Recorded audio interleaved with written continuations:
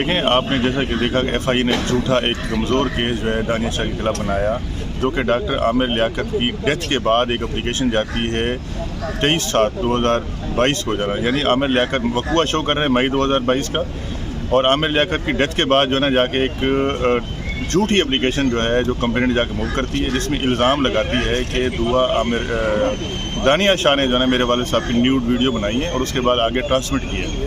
उसके ऊपर एफआईए बगैर किसी तहकीकात के, बगैर किसी इन्वेस्टिगेशन के जो है ना एक झूठी एफआईआर 10/10/2022 को हमारे खिलाफ दर्ज करती है और जाके 15 दिसंबर 2023 को दानिया शाह को लोधना से विदाउट ट्रांजिट रिमांड उसको वहाँ से अगवा करके लाते हैं और यहाँ आके उसकी जो है फर्द गिरफ्तारी डाली जाती है। अदालत में जानबूझ करके डिलेस पेश किया जाता है, फिर उसके बाद जाके थाने में एक एंट्री मूव की जाती है, फिर उसको सेकंड डे लेकर आते हैं। अब यहाँ पे एक जुरिडिक्शन का पॉइंट था कि कंप्लेन होती है साउथ से, पहले इसकी इंक्वायरी की परमिशन देता है साउथ का मजिस्ट्रेट, फिर उसके बाद जब रिमांड आता है तो साउथ का मजिस्ट्रेट कहता है कि जी मेरी तो जुरिडिक्शन नहीं बनती है, फिर उसमें एक आर्डर करके जो है ना वही जो रिमांड पेपर हैं वो ट्रांसफ़र किए जाते हैं फर्स्ट जेएम कराची ईस्ट को रमेश कुमार साहब की कोर्ट में कि उनकी जुरिडिक्शन बनती है। यानी एफआईआर से पहले इनको जुरिडिक्शन का पता नहीं है कि ये जुरिडिक्शन जो है क्या बनती है केस की जो है। उसके बाद वहाँ रमेश साहब इसकी जुडिशल कस्टडी करते हैं।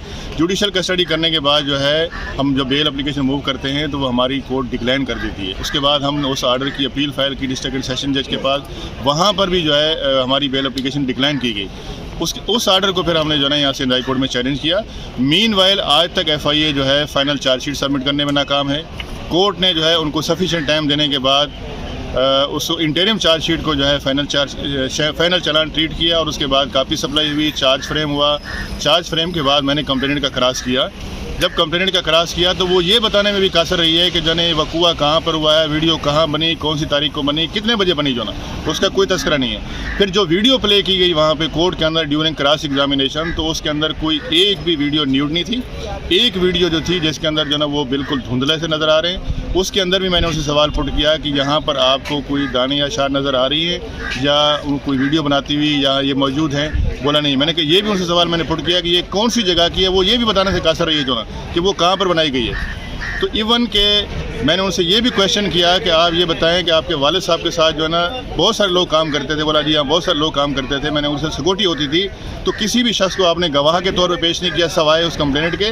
बाकी एफआईए के एक सो कॉल्ड विटनेस इन्होंने बनाया था एफआईए ने हमारी बेल रद्द करने के लिए मकसूद कैमरामैन, जिसने उन्होंने कहा है हम जब बेल एप्लीकेशन मूव करते हैं तो वो हमारी कोर्ट डिक्लाइन कर देती है। उसके बाद हम उस आर्डर की अपील फाइल की डिस्ट्रिक्ट सेशन जज के पास, वहाँ पर भी जो है हमारी बेल एप्लीकेशन डिक्लाइन की गई। उस आर्डर को फिर हमने जो है ना यहाँ से हाई कोर्ट में चैलेंज किया। मीनवाइल आज तक एफआईए जो है फाइनल चार्जशीट सबमिट करने में नाकाम है।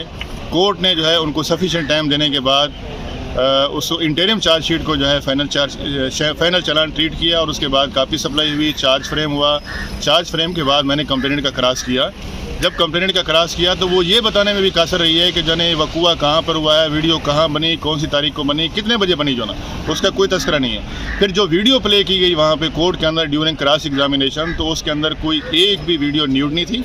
एक वीडियो जो थी जिसके अंदर जो ना वो बिल्कुल धुंधले से नज़र आ रहे हैं, उसके अंदर भी मैंने उनसे सवाल पुट किया कि यहाँ पर आपको कोई दानिया शाह नज़र आ रही है या कोई वीडियो बनाती हुई या ये मौजूद हैं। बोला नहीं। मैंने कहा ये भी उनसे सवाल मैंने पुट किया कि ये कौन सी जगह की है, वो ये भी बताने से कासर रही है जो ना कि वो कहाँ पर बनाई गई है।